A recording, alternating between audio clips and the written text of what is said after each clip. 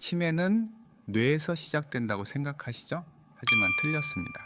제가 25년간 수천 명의 치매 환자를 진료하면서 발견한 사실은 치매 환자의 90% 이상이 뇌가 아니라 장에서 먼저 무너졌다는 겁니다. 그리고 더 충격적인 사실은 지금 이 순간에도 여러분의 장에서 시작된 염증이 혈관을 타고 조용히 뇌로 올라가고 있다는 겁니다. 아무런 통증도 없이 아무런 경고도 없이 말입니다.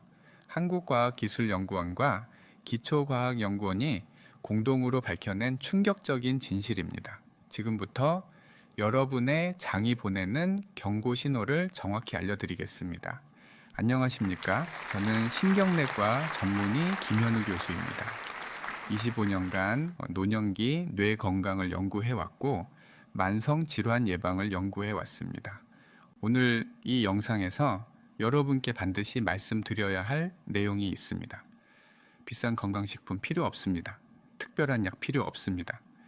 제 환자 중 한 분은 10년간 소화불량과 기억력 저하로 고생하셨습니다. 하지만 1,000원짜리 평범한 식재료 하나를 석 달간 드신 후 완전히 달라지셨습니다. 그 식재료가 무엇인지, 어떻게 드셔야 하는지 지금부터 모두 공개하겠습니다. 끝까지 집중해 주세요. 그런데 그 전에 여러분께 먼저 확인해 보실 게 있습니다. 혹시 이런 증상이 있으신가요? 첫째, 아침에 일어났을 때 이유 없이 피곤하고 무겁습니다. 충분히 잤는데도 몸이 개운하지 않아요. 둘째, 손발이 자주 저립니다. 특히 새벽이나 아침에 손발 끝이 찌릿찌릿합니다. 셋째, 계단을 오를 때 힘이 빠지는 느낌이 듭니다. 예전엔 괜찮았는데 요즘은 숨이 차고 다리에 힘이 없어요. 넷째, 깜빡거리는 일이 잦습니다. 방금 전에 뭘 하려고 했는지 자꾸 까먹습니다. 다섯째, 집중력이 떨어집니다. 텔레비전을 봐도 내용이 머릿속에 안 들어옵니다. 이 5가지 중 3가지 이상 해당되신다면은 지금 당장 주의하셔야 합니다. 왜냐하면은 이 증상들이 모두 장에서 시작될 수 있기 때문입니다. 어떻게 그럴 수 있냐고요? 지금부터 설명드리겠습니다. 장에 미세한 염증이 생기면은 우리 몸은 즉시 반응합니다. 장 속 면역세포들이 염증 신호물질을 분비하기 시작하죠. 이 신호물질들이 혈액을 타고 온몸으로 퍼져나갑니다. 그러면은 우리 몸의 신경계가 스트레스 상태에 빠집니다.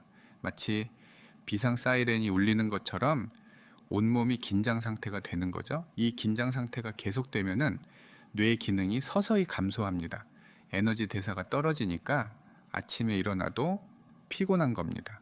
신경 전달이 느려지니까 손발이 저리고 힘이 빠지는 거죠. 뇌세포가 제대로 작동하지 못하니까 기억력과 집중력이 떨어지는 겁니다. 모든 게 장에서 시작됩니다. 자, 그럼 장에서 시작된 염증이 어떻게 혈관을 타고 뇌까지 올라가는지 정확히 설명드리겠습니다. 우리 장 속에는 약 100조 마리가 넘는 미생물이 살고 있습니다. 이 미생물들은 크게 2가지로 나뉩니다. 몸을 지켜주는 좋은 균과 염증을 일으키는 나쁜 균입니다.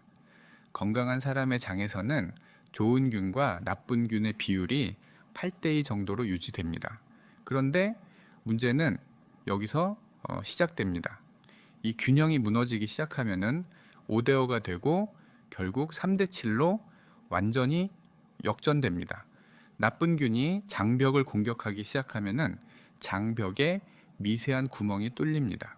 그 구멍으로 독소와 염증 물질이 새어나와 혈관 속으로 들어갑니다. 그리고 그 염증 물질들이 혈액을 타고 온몸을 돌아다니다가 결국 뇌까지 도달하는 겁니다. 뇌에 도착한 염증 물질은 뇌세포를 서서히 파괴하기 시작합니다. 기억을 담당하는 해마 부위가 손상되고 감정을 조절하는 부위가 약해지면서 치매와 우울증이 시작되는 겁니다. 그럼 도대체 왜 우리 장의 균형이 무너지는 걸까요? 제가 환자분들을 진료하면서 발견한 5가지 핵심 원인을 말씀드리겠습니다. 첫 번째는 잘못된 식습관입니다. 가공식품, 설탕, 밀가루 이런 음식들을 자주 드시면은 나쁜 균이 빠르게 증식합니다. 특히 인스턴트 식품에 들어있는 화학 첨가물들이 문제입니다. 보존료, 착색료, 인공 감미료 이런 성분들은 장 점막을 직접 공격합니다. 마치 사포로 문지르듯이 장 벽을 조금씩 긁어내는 거죠. 그러면은 장 점막이 얇아지고 염증이 시작됩니다. 나쁜 균들은 이 틈을 놓치지 않습니다. 빠르게 증식하면서 독소를 만들어냅니다. 이 독소가 장벽을 더욱 손상시키고 염증 반응을 가속화시키는 겁니다. 악순환이 시작되는 거죠. 두 번째는 만성 스트레스입니다. 스트레스를 받으면은 우리 몸은 특별한 호르몬을 내보냅니다. 이 호르몬을 코르티솔이라고 부르는데 쉽게 말하면은 긴장 호르몬입니다. 이 긴장 호르몬이 장 운동을 방해하고 좋은 균의 활동을 억제합니다. 그런데 더 큰 문제가 있습니다. 만성 스트레스는 장 점막 자체를 약하게 만듭니다. 원래 장 점막은 두꺼운 이불처럼 든든해야 합니다. 하지만 스트레스를 계속 받으면 이 점막이 휴지처럼 얇아집니다. 그러면은 독소가 쉽게 통과하고 염증이 시작되는 겁니다. 세 번째는 약물의 과다 복용입니다. 특히 항생제를 일주일만 복용해도 좋은 균의 절반이 사라집니다. 그리고 다시 회복되는 데는 최소 석 달에서 6달이 걸립니다. 진통제도 마찬가지입니다. 장벽을 손상시키고 심하면 장출혈까지 유발할 수 있습니다. 네 번째는 노화입니다. 60대가 넘어가면은 장의 재생 속도가 느려집니다. 젊었을 때는 4일에서 7일이면 회복되던 장벽이 이제는 일주일에서 2주일이 걸립니다. 다섯 번째는 운동 부족입니다. 코로나 이후 활동량이 줄어들면서 많은 분들의 장 운동이 약해졌습니다.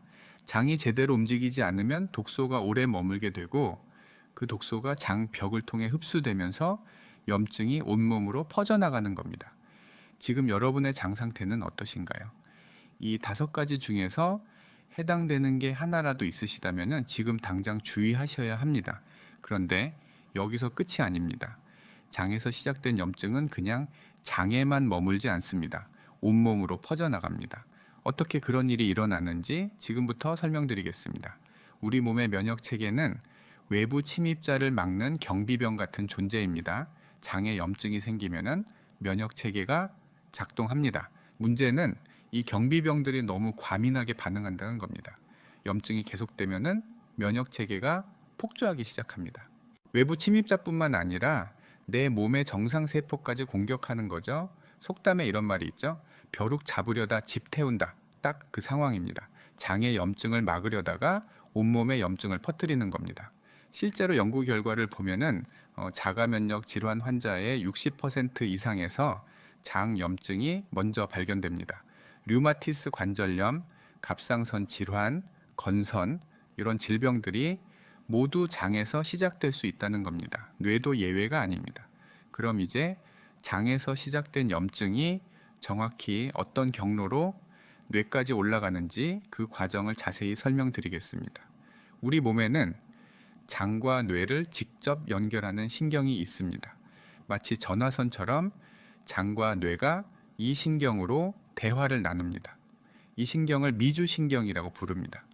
이 신경을 통해 장에서 뇌로 보내는 신호가 90%나 됩니다. 장에 염증이 생기면 이 전화선을 타고 염증 신호가 바로 뇌로 전달되는 거죠. 뇌는 이 신호를 받는 순간 스트레스 반응을 시작하고 면역 체계를 과도하게 활성화시킵니다. 그런데 문제는 여기서 끝나지 않습니다. 장벽이 손상되면은 독소와 세균 조각들이 장벽의 미세한 틈을 통해 혈관 속으로 새어 나옵니다. 쉽게 말하면은 장벽에 구멍이 뚫려서 물이 새듯이 독소가 새는 겁니다. 이런 상태를 장누수 증후군이라고 부릅니다. 혈관에 들어간 염증 물질들은 온몸을 돌아다니다가 결국 뇌혈관에 도달합니다. 우리 뇌에는 특별한 보호막이 있습니다. 마치 집 대문처럼 나쁜 것들이 뇌 안으로 들어오지 못하게 막아주는 보호막이죠. 이걸 뇌혈관 장벽이라고 부릅니다.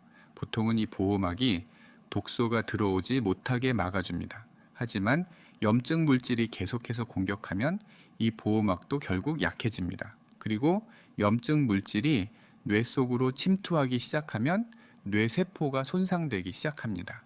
뇌에는 특별한 청소세포가 있습니다. 평소에는 뇌를 깨끗하게 청소하고 망가진 세포를 치우는 역할을 합니다. 이 청소세포를 미세하교세포라고 부릅니다. 그런데 염증 물질이 들어오면 이 청소세포들이 폭주합니다. 청소부에서 파괴자로 변하는 거죠. 정상적인 뇌세포까지 무차별로 공격하기 시작합니다. 특히 가장 먼저 타격을 받는 곳이 있습니다. 바로 뇌 속 기억 저장소입니다. 마치 컴퓨터 하드디스크처럼 우리의 기억을 저장하는 곳이죠. 이곳을 해마라고 부릅니다. 해마는 새로운 기억을 만들고 과거의 기억을 꺼내는 역할을 합니다. 염증 때문에 이 해마가 손상되면은 어제 일이 기억나지 않고 방금 전 대화 내용도 까먹게 됩니다.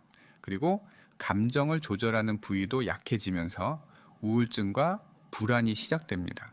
실제로 동물 실험에서 장에 염증을 일으킨 쥐를 관찰했더니 6주 후에 기억력이 40%나 감소했습니다.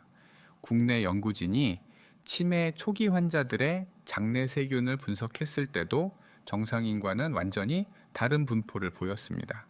좋은 균은 거의 사라지고 염증을 유발하는 나쁜 균들만 가득했습니다. 이건 단순한 우연이 아닙니다. 장과 뇌는 생각보다 훨씬 더 긴밀하게 연결되어 있고 장이 무너지면 뇌도 함께 무너집니다. 제가 실제로 진료실에서 만난 한 분의 이야기를 들려드리겠습니다. 서울 양천구에 사시는 72세 송정희 씨입니다. 송 씨는 10년 동안 소화불량에 시달렸습니다. 변비와 설사가 반복되고 배는 항상 더부룩했습니다.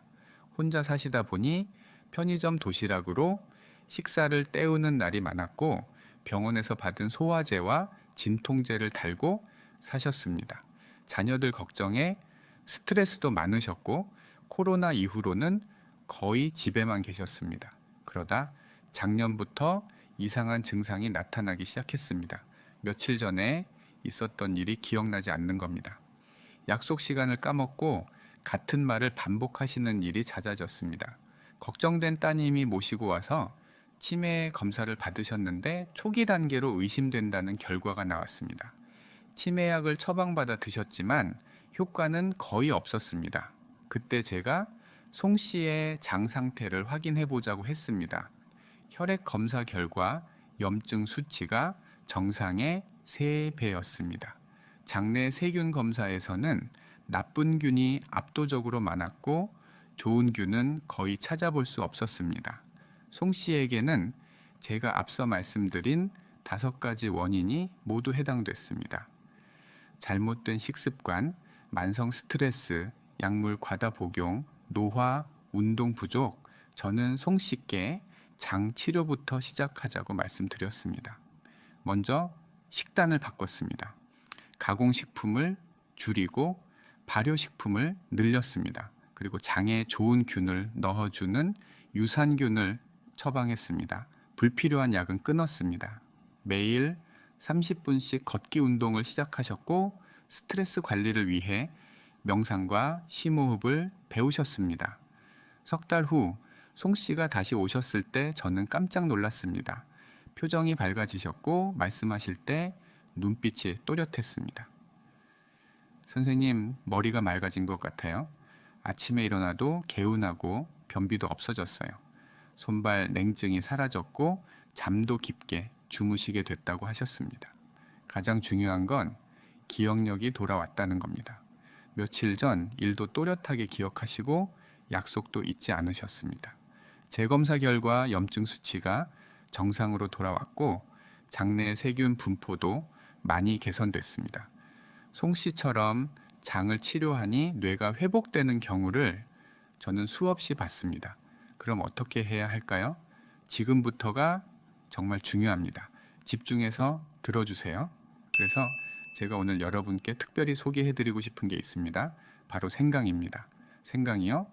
많은 분들이 의아해 하실 겁니다. 하지만 생강은 단순한 향신료가 아닙니다. 수천 년 동안 동양의학에서 사용해온 이유가 최근 과학적으로 모두 증명되고 있습니다. 생강의 핵심 성분은 진저롤입니다. 이 진저롤이 우리 몸에서 어떤 일을 하는지 7가지로 정리해서 말씀드리겠습니다. 첫 번째, 강력한 한겸 효과입니다. 진저롤은 염증을 일으키는 물질의 생성을 80%나 감소시킵니다. 실제 연구에서 관절염 환자들에게 생강을 투여했더니 통증이 절반으로 줄었습니다. 장염증도 마찬가지입니다. 염증이 줄어들면은 장벽이 회복되고 독소가 혈관으로 새는 걸 막을 수 있습니다.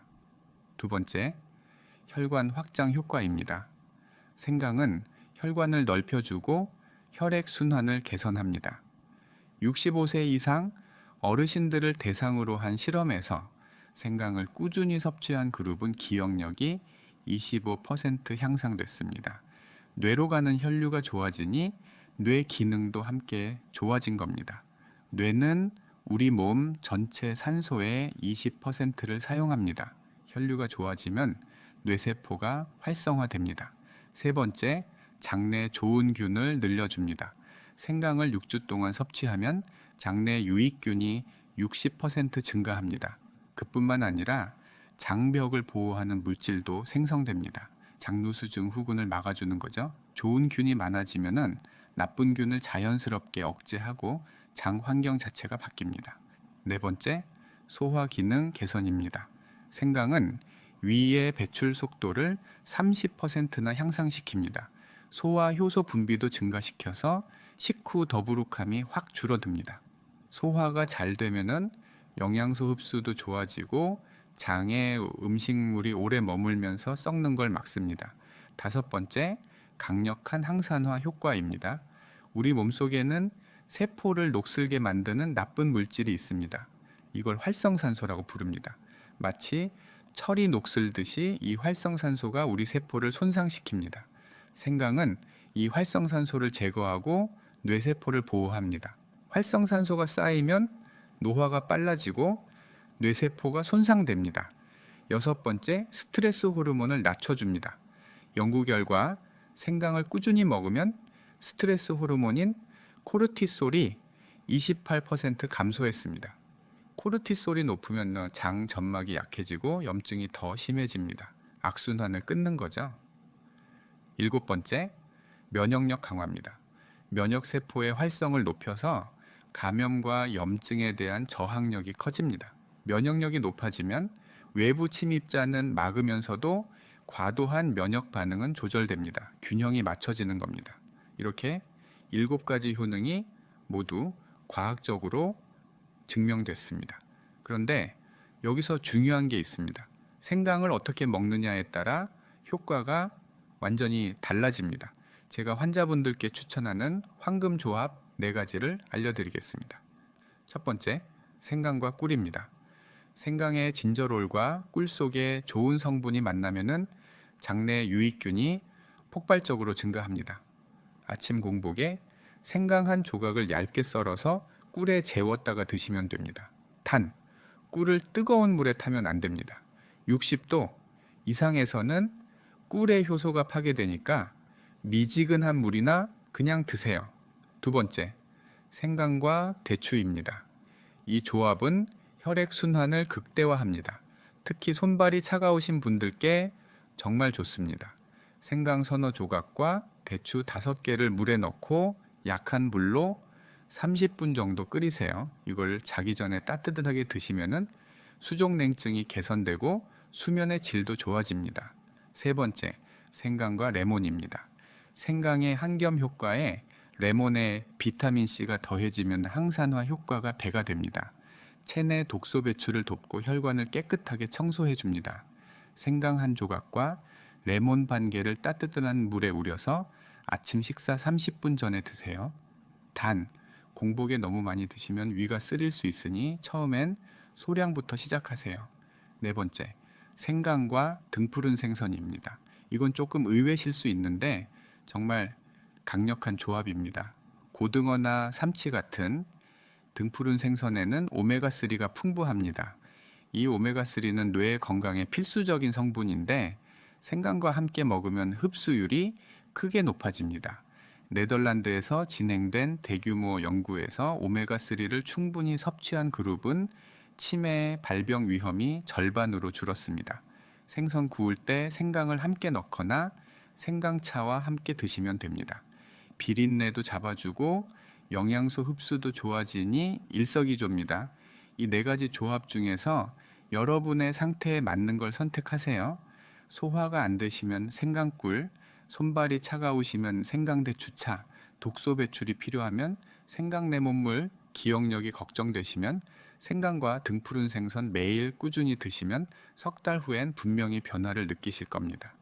여기에 더해서 증상별로 활용할 수 있는 확장 조합도 알려드릴게요. 감기 기운이 있거나 목이 칼칼하실 때는 생강에 팥뿌리를 넣으세요. 땀을 내고 천을 올려서 면역력을 높여줍니다. 부종이 있거나 소변이 시원하지 않을 때는 생강과 물을 함께 드세요. 이뇨 작용을 돕고 체내 수분 대사를 개선합니다. 혈압이 걱정되시거나 혈관 건강이 필요하시면 생강에 마늘을 더하세요. 둘 다 혈관을 확장하고 혈액 순환을 개선하는 효과가 있어서 시너지가 큽니다. 당뇨가 있으시거나 혈당 관리가 필요하시면 생강과 계피를 함께 드세요. 혈당 조절 능력이 향상되고 인슐린 감수성도 좋아집니다. 그런데 이렇게 좋은 생강도 제대로 먹어야 효과가 있습니다. 섭취 원칙을 정확히 알려드리겠습니다. 하루 권장량은 10g입니다. 생강 한 조각 정도 되는 양이죠. 아침 공복에 한 번, 저녁 식사 후에 한 번, 하루 2번 나눠서 드시는 게 좋습니다. 그리고 최소 석 달은 드셔야 합니다. 장내 환경이 바뀌고 염증이 줄어드는 데는 시간이 필요하거든요. 생강을 고르실 때는 껍질이 매끈하고 단단한 걸 선택하세요. 주름이 많거나 무른 건 오래된 겁니다. 보관은 밀폐 용기에 담아서 냉장고에 넣으시면 되고 말려서 보관하셔도 좋습니다. 단, 몇 가지 주의하실 점이 있습니다. 혈액을 묽게 하는 약을 드시는 분들은 의사와 상담 후에 드세요.